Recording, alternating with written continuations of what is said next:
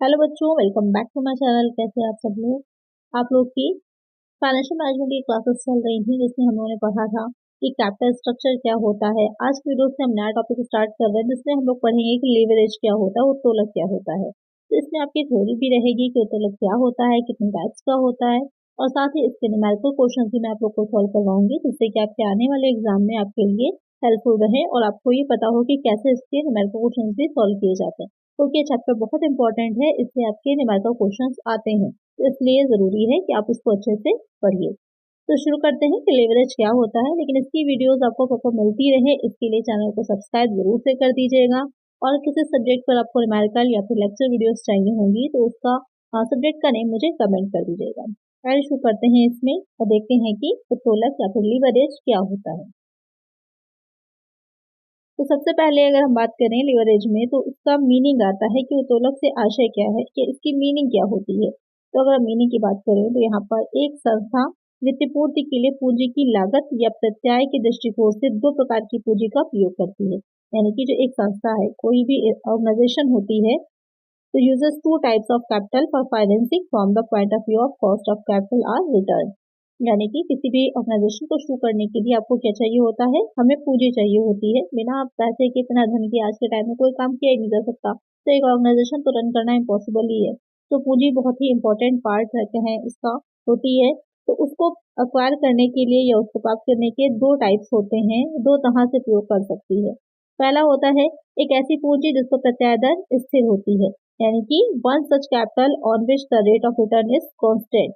और दूसरी क्या होती है, ऐसी पूंजी जिसको प्रत्याय की दर परिवर्तनशील होती है, यानी कि and the other such capital on which the rate of return is variable, यानी कि में चेंजेस किए जा सकते हैं या फिर चेंजेस हो सकते हैं। तो यहाँ पर अगर हम बात करें कि टू टाइप की पूंजी रहती है, एक जिसमें कि आपको ये है क्लियर कांस्टेंट है कि आपको कितना उस पर रिटर्न देना है, या ये कह सकते हैं कि कितना उस पर इंटरेस्ट देना है, ब्याज देना पड़ता है, कितना एक आपको लागत देनी ही देनी पड़ेगी। और दूसरी वाली पूंजी होती है जो कि चेंज होती रहती है, वहां पर बदलती रहती है। तो स्थायी प्रत्याय दर वाली पूंजी कौन सी हो जाती है, इसमें आपके ऋण पत्र आते हैं, दीर्घकालीन ऋण आते हैं एवं पूर्ण अंशों को शामिल किया जाता है, यानी कि कैपिटल विद फिक्स रेट और return includes debentures, long term loans and full shares.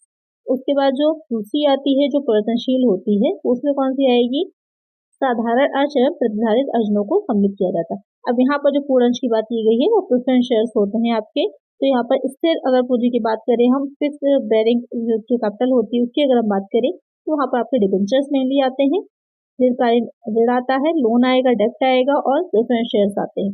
आपने डिबेंचर और प्रेफरेंस शेयर्स के साथ देखा होगा कि एक परसेंटेज लगी रहती है कि 6% है या 7% है। यहाँ पर मीन्स क्या हो जाता है कि एक आपको डिबेंचर पर 6% की दर से आपको इंटरेस्ट देना ही देना है। 7% प्रेफरेंस आपकी कैपिटल है, यहाँ पर प्रेफरेंस शेयर कैपिटल को आपको 7% इस पर डिविडेंड देना ही देना है, प्रॉफिट हो या ना हो। तो यहाँ पर वो स्थिर हो जाती है।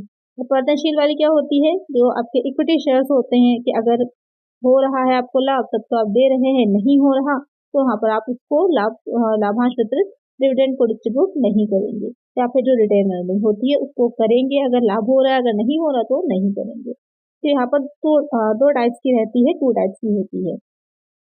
तो यहाँ पर जब उत्तोलन की हम बात करते हैं, लीवरेज की बात करते हैं, तो ये टाइप आपको बहुत इंपॉर्टेंट हो जाता है, क्योंकि हम उत्तोलन में अगर बात करें या फिर लीवरेज में बात करें तो मेन यही रहता है कि जब हम फाइनेंस मैनेजमेंट कर रहे होते हैं तो वहां पर जो स्थायी लागतें हैं हमारी, यानी कि जो फिक्स, अभी हम बात कर रहे थे, जो फिक्स कॉस्ट आनी ही आनी है उसको उठाने के लिए कितना आपके पास रिटर्न भी होना चाहिए जिससे कि आपको भुगतान कर सकें, वही चीज क्या कहलाती है, लीवरेज कहलाती है, या फिर हम कहें उत्तोलन कहलाती है। तो अब अगर हम इसकी एक डिफिनेशन की बात करें कि डिफिनेशन इसकी जो इम्पोर्टेंट है या क्या होती है, तो एक लाइन में अगर कहा जाए तो उत्तोलक एक ऐसी स्थिति का प्रतीक है जिसमें संस्था द्वारा ऋण पूंजी में कमी या वृद्धि के फलस्वरूप समकालीनों की आय पर पड़ने वाले प्रभाव का मापन किया जाता है। यानी कि leverage simplifies a situation in which the impact on the income और of equity share holders as a result of increase और डिक्रीज इन द डेब्ट capital of the organization is needed. यहाँ पर कहने का मतलब ये है कि एक ऐसा जो आपका लीवरेज होता है वो एक इस तरह की स्थिति को दिखाता है या इस तरह की स्थिति को का प्रतीक होता है जिसमें जो ऑर्गेनाइजेशन होती है, जो डेप्थ है यानी कि जो डेप्थ कैपिटल है या स्थिर पूंजी है उसमें कमी या वृद्धि करके करने से जो इक्विटी शेयर होल्डर्स होते हैं उनकी आय पर, उनकी इनकम पर क्या इफेक्ट पड़ेगा, उसको उसके प्रभाव को दर्शाती है। जैसे कि डिसाइड किया जा सके कि जो कैपिटल का स्ट्रक्चर है उसमें कितनी ऋण पूंजी हमें रखनी है, कितनी हमें समताज पूंजी रखनी है, जिससे कि ज्यादा से ज्यादा लाभ किया जा सके। तो यही हो जाता है आपका लीवरेज या फिर उत्तोलन। अब इसमें आ जाता है कि आपके लिए डिफिनेशन भी इम्पोर्टेंट है कि बहुत सी डिफिनेशन ऐसे तो दी गई है, एक सिंपल सी इजी सी एक आपकी ये डिफिनेशन है, इसको आप याद कर सकते हैं, एग्जाम में आप इसको लिख भी सकते हैं। इजरा सोलोमन की ये डिफिनेशन है। क्या कहा है इन्होंने कि समताधारियों को मिलने वाली प्रत्याय दर का कुल पूंजीकरण के प्रत्याय दर के साथ अनुपात को ही लिवरेज कहते हैं। According to Ezra Solomon, leverage is the ratio of the net rate of return on equity share holders and net rate of return on total capitalization. तो अगर शॉर्ट में आपसे क्वेश्चन पूछा जाता है कि उत्तोलक क्या होता है, इसको परिभाषित कीजिए, तो अभी जो मैंने आपको बताया उत्तोलक के बारे में, लिवरेज के बारे में आप उत्तर लिख सकते हैं और साथ में इसकी एक डिफिनेशन दे सकते हैं, तो आपका आंसर कंप्लीट हो जाएगा। तो आपके समझ में आ गया होगा कि उत्तोलन क्या होता है या फिर लिवरेज क्या होता है। अब आ जाता है इम्पोर्टेंट कि कितने टाइप का होता है, कितनी तरह का होता है। तो हम टाइप की बात करें तो यहाँ पे जैसे कि आप देख रहे होंगे कि 3 टाइप्स ऑफ लिवरेज। जो लिवरेज होता है वो 3 तरह का होता है। कौन कौन से 3 तरह के होते हैं? एक होता है ऑपरेटिंग लिवरेज, परिचालन उत्तोलक, दूसरा हो जाता है फाइनेंशियल लिवरेज, वित्तीय उत्तोलक, तीसरा हो जाता है कंबाइंड लिवरेज, संयुक्त उत्तोलक। ये 3 तरह के आपके लिवरेज होते हैं। अब हम अलग अलग समझेंगे कि एक एक लिवरेज के बारे में क्यों क्या होता है और उसे हम कैसे निकालते हैं, कैसे हम उसको सॉल्व करते हैं।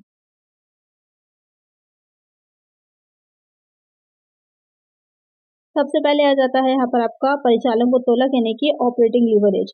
अब बात देखते हैं कि ऑपरेटिंग लिवरेज होता क्या है। तो ऑपरेटिंग लिवरेज की अगर हम बात करते हैं तो यहाँ पर क्या बताता है या कब होता है, तो सिंपल से समझ लीजिए कि जो परिचालन उत्तोलक यानी कि ऑपरेटिंग लिवरेज होता है जब किसी ऑर्गेनाइजेशन में, किसी संस्था में आपके फिक्स एक्सपेंसेस हो रहे होते हैं और जो भी सेल हो रही होती है उसके घटने या बढ़ने से उनका कोई संबंध नहीं, यानी कि सेल कम हो जाए या बढ़ जाए, लेकिन वो फिक्स एक्सपेंसेस होने ही होने हैं, तब ये माना जाता है कि किसी संस्था में, किसी ऑर्गेनाइजेशन में जो ऑपरेटिंग लिवरेज है वो विद्यमान होगा। तो जैसे कि यहाँ पर एक बात कही भी गई है कि this refers to a company's capacity to amplify the impact of sales fluctuations on earning before interest and tax, EBIT से शॉर्ट में कहेंगे, by maintaining stable operating expenses, यानी कि इसका तात्पर्य स्थिर परिचालन व्यय बनाए रखते हुए ब्याज और करों से पहले की कमाई पर बिक्री में उतार चढ़ाव के प्रभाव को बढ़ाने की कंपनी की क्षमता से होता है। यानी कि जो भी उतार चढ़ाव हो रहे हैं बिक्री में, उससे इफेक्ट नहीं पड़ेगा और जो आपके स्थिर व्यय हो रहे हैं उनको आप इजिली कैपेबल होते हैं उनको बेयर करने के लिए। A higher proportion of fixed cost to variable cost leads to greater operating leverage। यहाँ पर क्या कह रहा है कि परिवर्तनीय लागतों की तुलना में स्थिर लागतों में उच्च अनुपात अधिक परिचालन उत्तोलन की ओर ले जाता है। यानी कि अगर आपकी संस्था एक ऐसी संस्था है जहाँ पर की फिक्स एक्सपेंसेस हो रहे हैं और जो सेल्स अगर बढ़ घट रही है तो उसका उसका प्रभाव नहीं हो रहा है, पड़ रहा है, और एक्सपेंसेस आप बेयर कर पा रहे हैं, तो वो वाली स्थिति क्या कहलाती है, इसे हम ऑपरेटिंग लिवरेज कहते हैं। अब इसको कैसे निकाला जाता है या इसका फॉर्मूला क्या होता है, तो अगर हम बात करें इसके फॉर्मूले की कि इसे कैसे निकाला जाता है, तो इसे आप शॉर्ट में OL लिख सकते हैं, ऑपरेटिंग लिवरेज। उसको निकालने का फॉर्मूला जो होता है क्या हो जाएगा, कंट्रीब्यूशन, जिसे कि हिंदी में आप अंशदान भी कहते हैं, तो कंट्रीब्यूशन हो जाएगा ऊपर, और अपॉन में आ जाता है ईबीआईटी। ईबीआईटी क्या हो जाता है, earning before interest and tax, जो कि आपको क्वेश्चन में गिवन होगा, आप उसको फॉर्मूले में रखेंगे और इसका से सॉल्व कर देंगे, आपका आंसर निकल आएगा। तो ऑपरेटिंग लिवरेज निकालने का ये फॉर्मूला होता है, इसको अच्छे से नोट कर लीजिएगा। एग्जाम में आपके जो क्वेश्चन आएंगे या भी मैं आगे भी जो आपको क्वेश्चन कराऊंगी तो इसी मेथड से ही आपको ऑपरेटिंग लिवरेज को निकालना होगा। चलिए नेक्स्ट देखते हैं इसमें कि फाइनेंशियल लिवरेज क्या होता है।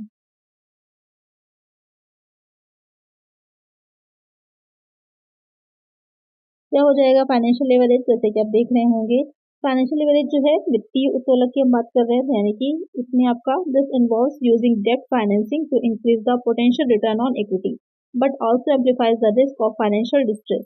It it's measured by ratio like डेब्ट टू इक्विटी या फिर डेब्ट टू कैपिटल। तो वित्तीय उत्तोलक क्या होता है, यहाँ पर आपसे जो पूछ रहा है वित्तीय उत्तोलक में क्या रहेगा कि इसमें इक्विटी पर संभावित रिटर्न बढ़ाने के लिए जो आपकी क्षमता पूंजी होती है उस पर रिटर्न को बढ़ाने के, उसको प्रत्याय दर को बढ़ाने के लिए वित्त पोषण का उपयोग करना शामिल होता है। तो किस तरह से जो ऋण है उसको मेंटेन किया जाए जिससे कि ज्यादा से ज्यादा जो समताज पूंजी है उस पर रिटर्न को प्राप्त किया जा सके। इसमें वित्तीय संकट, यहाँ पर वित्तीय संकट का जोखिम भी क्या होता है, रिस्क जो होता है वो बढ़ जाता है, और उसे हम मेजर कैसे करते हैं, तो निकालने के लिए इसमें ऋण से इक्विटी यानी डेब्ट टू इक्विटी या फिर डेब्ट टू कैपिटल, ये 2 रेशियो जो होते हैं वो निकाले जाते हैं इसमें। इसके फॉर्मूले की अगर हम बात करें कि कैसे इसको निकाला जाता है, तो इसको निकालने का फॉर्मूला क्या हो जाता है, इसको शॉर्ट में आप लिख सकते हैं financial leverage is equal to, निकालने का फॉर्मूला जो होगा वो आपका हो जाता है EBIT, जो कि अभी आपने उसमें जो ऑपरेटिंग लिवरेज था वहां पर आपके नीचे रहता था, लेकिन यहाँ पर EBIT आपका ऊपर आ जाएगा। अपॉन में क्या आ जाता है, अपॉन EBT आ जाता है। तो earning before interest and tax upon हो जाता है अर्निंग बिफोर टैक्स। तो इस तरह का फॉर्मूला ये बन जाता है आपका। इसको कई बार PBT भी लिखा जाता है, प्रॉफिट बिफोर टैक्स, इस तरह से भी लिख सकते हैं। तो ये हो जाता है आपका फाइनेंशियल लिवरेज निकालने का फॉर्मूला। तो इसको भी ध्यान में रखिएगा, एग्जाम में आपसे जो क्वेश्चन इससे रिलेटेड आएंगे या आगे की वीडियोस में जो मैं कराऊंगी आप लोग को क्वेश्चन, तो इसी तरह से आपको इसको निकालना है या सॉल्व करना है। बहुत ज़्यादा डिटेल में आपको समझने की जरूरत नहीं है, इतना ही समझ लीजिए आपके लिए सफिशिएंट होगा एग्जाम के पॉइंट ऑफ व्यू से, कि जो फाइनेंशियल लिवरेज होता है या इसको हम ट्रेडिंग और इक्विटी भी बोलते हैं, समता व्यापार भी बोला जाता है, दोनों ही क्या है एक दूसरे से इस तरह समझ लीजिए सिमिलर होते हैं, ज़्यादा चेंजेस नहीं होते हैं। चलिए नेक्स्ट इसमें हम देख लेते हैं कि जो संयुक्त उत्तोलक होता है वो क्या रहेगा। तो कंबाइंड लिवरेज की अगर हम बात करते हैं तो this is a combination of both operating and financial leverage representing the overall impact of fixed cost on A companies profitability and risk. ये परिचालन और वित्तीय उत्तोलन दोनों का संयोजन है जो किसी कंपनी की लाभप्रदता और जोखिम पर निश्चित लागतों के समग्र प्रभाव को दर्शाता है। यानी कि कंबाइंड लिवरेज जो होता है इन दोनों को मिलाकर ही बनता है, ऑपरेटिंग लिवरेज और फाइनेंशियल लिवरेज। अब इसे हम निकालते कैसे हैं ये देख लेते हैं, क्योंकि बहुत ईजी है ऑपरेटिंग कंबाइंड लिवरेज को निकालना, क्योंकि यहाँ पर आपको साफ साफ बताया हुआ है कि ये दोनों को मिलाकर बनाया जाता है। तो कैसे निकलता है ये, इसके फॉर्मूले की अगर हम बात करें तो कुछ इस तरह से लिख सकते हैं इसको, CL हो जाएगा combined leverage is equal to, आप यहाँ पर सीधे सीधे लिख सकते हैं financial leverage into operating leverage, ये भी आपका सही रहेगा, या आप इसको इस तरह से भी लिख सकते हैं। कंबाइंड लिवरेज निकालने का फॉर्मूले की हम बात करें, सबसे पहले ऑपरेटिंग लिवरेज का फॉर्मूला नोट कर लीजिए, क्या हो जाएगा, C अपॉन कंट्रीब्यूशन, C को डोनेट करेगा अपॉन EBIT, ये आपका फॉर्मूला था ऑपरेटिंग लिवरेज को निकालने का, इनटू हो जाएगा फाइनेंशियल लिवरेज, फाइनेंशियल लिवरेज का फॉर्मूला था EBIT अपॉन EBT, ये फॉर्मूला था आपका कंबाइंड लिवरेज को निकालने का। ये दोनों एक ये आपका फाइनेंशियल लिवरेज का फॉर्मूला है, ये आपका हो जाएगा ऑपरेटिंग लिवरेज का फॉर्मूला, और टोटल बना करके आपका निकलेगा ये कंबाइंड लिवरेज का फॉर्मूला। तो चाहे अगर आपने दोनों चीजें अलग अलग निकाली हुई हैं तो आप डायरेक्टली इसको मल्टीप्लाई कर दीजिए, आप इस तरीके से निकालिए। इसको और अगर आप सॉल्व करने जाएंगे तो देखेंगे EBIT से EBIT कट जाता है, अब आपका जो बचेगा वो क्या रहेगा, C अपॉन EBT, ये भी फॉर्मूला क्या हो जाता है, कंबाइंड लिवरेज निकालने का ही फॉर्मूला है। तो यहाँ पर जिस भी फॉर्मूले से आप चाहें आप निकाल सकते हैं। इसको अगर आपको रिमाइंड करना है या स्क्रीनशॉट लेना चाहते हैं तो यहाँ पर मैंने अलग से भी इनको लिखा हुआ है, आप यहाँ पर इससे भी ले सकते हैं स्क्रीनशॉट को, ये हो जाएंगे आपके दोनों फॉर्मूले, ये ऑपरेटिंग लिवरेज का है, ये फाइनेंशियल लिवरेज का फॉर्मूला है, यहाँ से भी आप स्क्रीनशॉट ले सकते हैं, और ये हो जाएगा आपका कंबाइंड लिवरेज निकालने का फॉर्मूला। यहाँ पर मैंने अलग से भी आपको डिटेल में समझाया हुआ है, यहाँ पर ये वाला फॉर्मूला हो जाएगा फाइनेंशियल लिवरेज का, ये है आपका सर ये हो जाएगा ऑपरेटिंग लिवरेज का, ये हो जाएगा फाइनेंशियल लिवरेज का, मल्टीप्लाई करेंगे आप इसको सॉल्व भी कर सकते हैं, तो ये निकल करके आ जाएगा हमारा कंबाइंड लिवरेज का फॉर्मूला। तो ये आपके बेसिक था, जिससे कि आपको आगे न्यूमेरिकल सॉल्व करने होंगे, बिना इसकी ये बेसिक इन्फॉर्मेशन के आप इसमें न्यूमेरिकल को आगे सॉल्व नहीं कर पाएंगे। इसमें डिग्री भी निकाली जाती है या चेंजेस जो होते हैं वो भी निकाले जाते हैं, तो आगे जैसे जैसे क्वेश्चन आएंगे उनको कैसे सॉल्व करना वहाँ पर मैं आप लोग को बताती जाऊंगी। तो आई होप आपको समझ में आ गया होगा कि लिवरेज कितने टाइप का होता है और वो टाइप में क्या क्या चीजें हैं, कैसे उनको हम निकालते हैं। इसका जो नेक्स्ट पार्ट आएगा उसमें हम इसके न्यूमेरिकल क्वेश्चंस को सॉल्व करेंगे, तो उसके लिए आपको चैनल को सब्सक्राइब जरूर से कर लेना है, जिससे कि नेक्स्ट पार्ट आपको मिल सके। और भी किसी सब्जेक्ट पर आपको वीडियोस चाहिए हैं तो सब्जेक्ट का नेम जरूर से मुझे कमेंट कर दीजिएगा। आज की वीडियो में इतना ही, अगर वीडियो अच्छी लगी है लाइक करिएगा, चैनल पर नए सब्सक्राइब करिएगा और फ्रेंड्स वीडियो को शेयर करिएगा। मिलते हैं नेक्स्ट वीडियो में, थैंक यू।